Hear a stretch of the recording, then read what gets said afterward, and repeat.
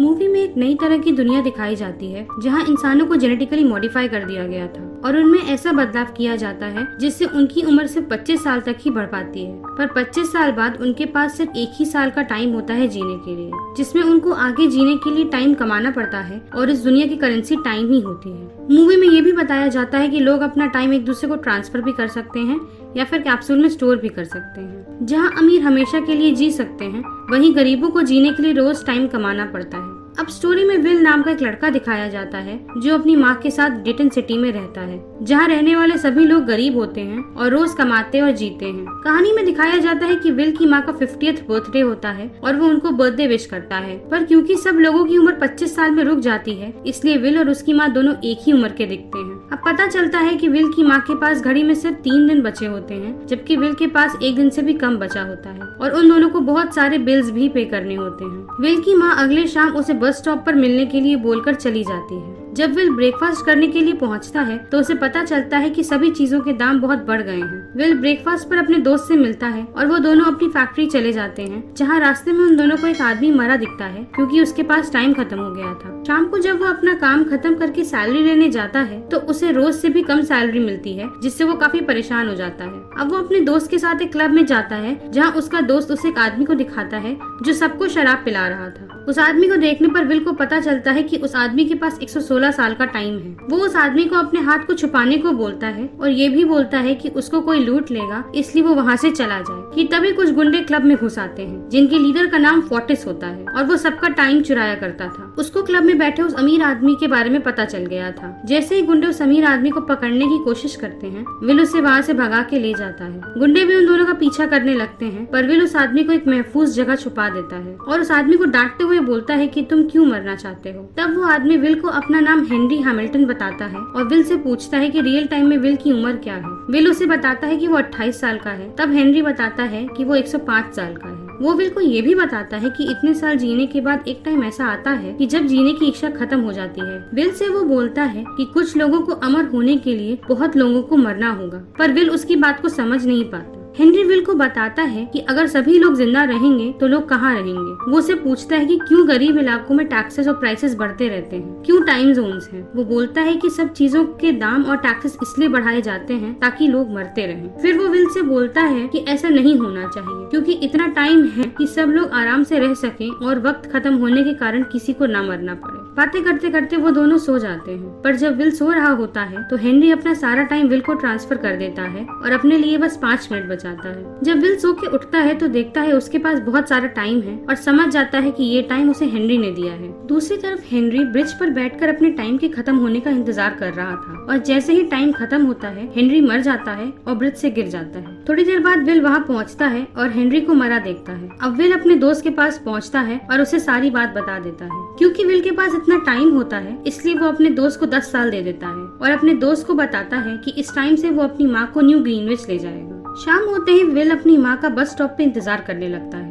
दूसरी तरफ उसकी माँ बस में चढ़ती हैं तो उनको बस ड्राइवर बताता है कि बस के टिकट का दाम 1 घंटे से 2 घंटे हो गया है, पर विल की माँ के पास सिर्फ 1 घंटा और 30 मिनट ही बचे थे। वो ड्राइवर से बोलती है कि उसका बेटा टिकट का बैलेंस बस स्टॉप पे पहुँच के दे देगा, पर ड्राइवर उसे बस से उतरने को बोल देता है। क्योंकि विल की माँ के पास टाइम कम था इसलिए वो दौड़ना शुरू कर देती है। जब विल देखता है कि बस से उसकी माँ नहीं उतरी तो वो समझ जाता है और वो भी अपनी माँ की तरफ दौड़ने लगता है। पर जब वो दोनों कुछ दूरी पर होते हैं कि तभी विल की माँ का टाइम खत्म हो जाता है और वो मर जाती है। दूसरी तरफ पता चलता है कि टाइम कीपर्स हेनरी के मरने की इन्वेस्टिगेशन कर रहे थे। रे, जो कि मेन टाइम कीपर था, वो बोलता है कि हेनरी जब इस टाइम जोन में आया था तो उसके पास 100 साल से ऊपर का टाइम था, पर अब कुछ भी नहीं। अगले सीन में दिखाया जाता है कि विल एक टाइम जोन कैब बुलाता है जिससे वो अमीरों के टाइम जोन में न्यू ग्रीनविच जाता है। एक टाइम जोन से दूसरे टाइम जोन में जाने का टोल बहुत महंगा होता है और विल सारे टोल बहुत आसानी से दे देता है क्योंकि उसके पास बहुत सारा टाइम था। टाइम कीपर्स विल के टाइम जोन्स क्रॉस करने और हेनरी की डेथ को कनेक्ट करके उसका पता लगाने की कोशिश करते हैं। अगले सीन में दिखाया जाता है कि विल एक कैसीनो में जाता है जहां वो अमीरों के साथ पोकर खेलने लगता है। विल फिलिप नाम के एक आदमी के साथ पोकर खेलता है और जीत जाता है, जिसकी वजह से उसकी घड़ी में 1100 साल का टाइम आ जाता है। फिलिप विल को अपनी बेटी सिल्विया से मिलवाता है, जो उसे शाम की पार्टी के लिए बुलाती है। इसलिए विल एक नई कार खरीदता है और पार्टी में चला जाता है। अगले सीन में विल और सिल्विया पार्टी में डांस करते दिखाए जाते हैं कि तभी टाइम कीपर्स पार्टी में आ जाते हैं और विल को पकड़ लेते हैं। टाइम कीपर्स विल से पूछताछ करने लगते हैं। टाइम कीपर्स रे विल से पूछता है कि ये टाइम उसे कहाँ से मिला, तो विल उसे पूरी बात बताता है, पर रे को उस पर बिल्कुल भी विश्वास नहीं होता। इसलिए वो लोग विल से 2 घंटे छोड़कर उसका सारा टाइम ले लेते हैं। कि तभी विल टाइम कीपर्स पर हमला कर देता है। वहाँ से भागने के लिए विल सिल्विया को बंदी बना लेता है और अपनी गाड़ी में उसे बैठा के वहाँ से निकल जाता है। टाइम कीपर्स उसका पीछा करते हैं, पर विल उन लोगों से पीछा छुड़ा के भाग जाता है। भागते भागते विल और सिल्विया वापस डेटन पहुंच जाते हैं, जहां उनका एक्सीडेंट हो जाता है और वो दोनों बेहोश हो जाते हैं। तभी वहां फोर्टिस आ जाता है और सिल्विया का बहुत सारा टाइम चुरा लेता है। जब सिल्विया की आंख खुलती है तो वो देखती है कि उसके पास सिर्फ 31 मिनट बचे हैं और वो बहुत परेशान हो जाती है। इसलिए विल सिल्विया को अपने दोस्त के घर ले जाता है, जिसे उसने 10 साल का टाइम दिया था। वहाँ उसे पता चलता है कि टाइम मिलने की खुशी में उसके दोस्त ने बहुत सारी शराब पी ली,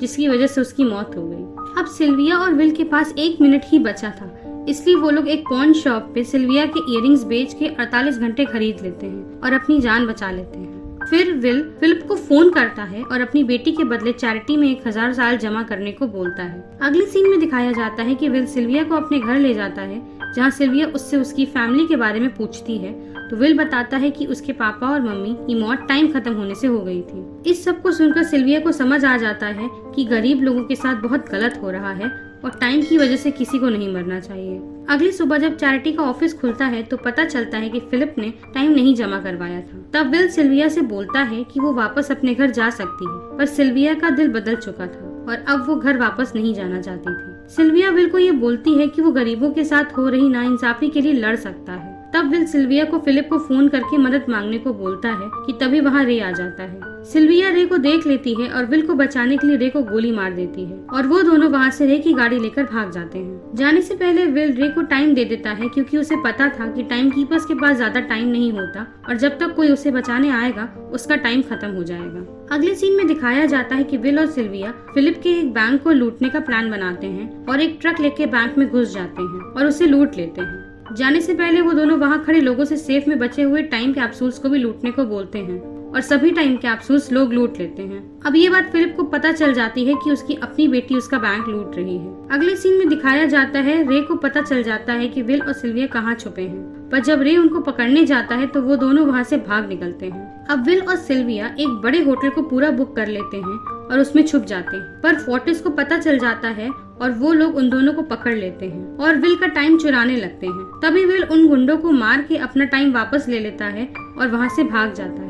अब सिल्विया विल को बताती है कि उसके पापा के पास 1 मिलियन साल की एक कैप्सूल है, इसलिए वो लोग उसे लूटने का प्लान बनाते हैं और इसीलिए सिल्विया अपने पापा के पास पहुंच जाती है। फिलिप सिल्विया की तरफ देखने लगता है, पर तभी विल फिलिप के सर पे बंदूक लगा लेता है और उससे जबरदस्ती 1 मिलियन वाली कैप्सूल ले लेता है। जब विल और सिल्विया 1 मिलियन वाली कैप्सूल लेकर जाते रहते हैं तो फिलिप उनसे बोलता है कि गलत टाइम जोन में 1 मिलियन साल टाइम देने से पूरा सिस्टम क्रैश कर जाएगा। फिलिप ये भी बोलते हैं कि लोग हमेशा जिंदा रहना चाहते हैं, इसलिए कुछ लोगों को हमेशा जीने के लिए बहुत लोगों को मरना होगा। तो इस पर विल बोलता है कि अगर एक आदमी को भी मरना पड़े तो किसी को भी अमर होने का हक नहीं है। जैसे ही ये बात रे को पता चलती है तो वो विल और सिल्विया का पीछा करने लगता है और उनको रोकने की बहुत कोशिश करता है, पर जब तक वो उन दोनों को पकड़ पाता वो दोनों 1 मिलियन वाली कैप्सूल चैरिटी में दे देते हैं और भाग जाते हैं। रे विल और सिल्विया को पकड़ लेता है, पर वो अपना डेली टाइम कोटा लेना भूल जाता है और टाइम खत्म होने की वजह से मर जाता है। कहानी के एंड में दिखाया जाता है कि अब बहुत सारे लोग अलग अलग टाइम जोन्स में जाने लगते हैं, क्योंकि उनके पास भी बहुत टाइम होता है और विल और सिल्विया और भी बैंक्स लूटने लगते हैं।